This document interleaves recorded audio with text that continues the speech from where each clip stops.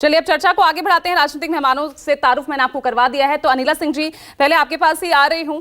अनिला जी, धीरे धीरे तो अब इंडिया, आपने तो पहली मीटिंग को लेकर सवाल किया, तब भी आपने यही कहा कि ये चाय पार्टी फोटो सेशन से ज्यादा कुछ नहीं होगा।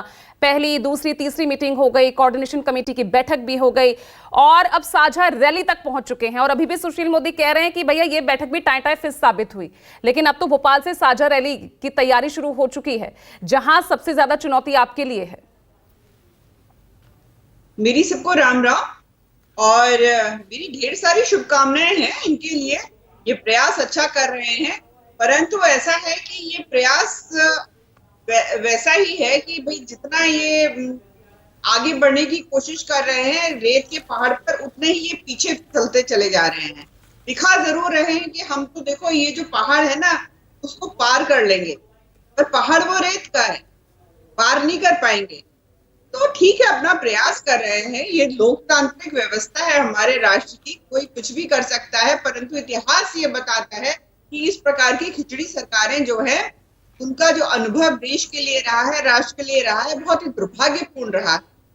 और अगर एक ऐसा प्रधानमंत्री होते हैं जिनको क्लियर मेजोरिटी मिलती है, तो डिसीजन मेकिंग जो वो अपना अद्वितीय और अद्भुत रूप में होती है।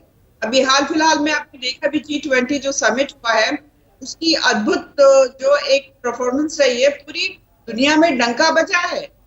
तो ये सारी चीजें तभी संभव हो पाती हैं जब क्लियर मेजोरिटी की सरकार होती है, नेता मजबूत होता है, राजनीतिक इच्छा शक्ति रखने वाला हो। पर यहाँ अगर 10 पांव को मनाने की क्रिया चलेगी तो आप समझ लीजिए डिसीजन कहाँ से होगा। तो ये बात राष्ट्र की जनता समझती है।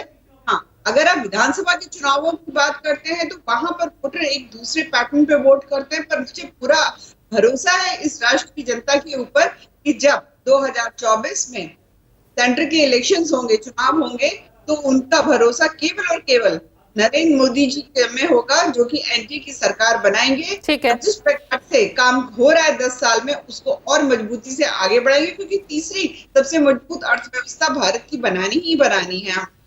वो ये नहीं कर सकते, वो केवल नरेंद्र मोदी जी कर सकते। ठीक है।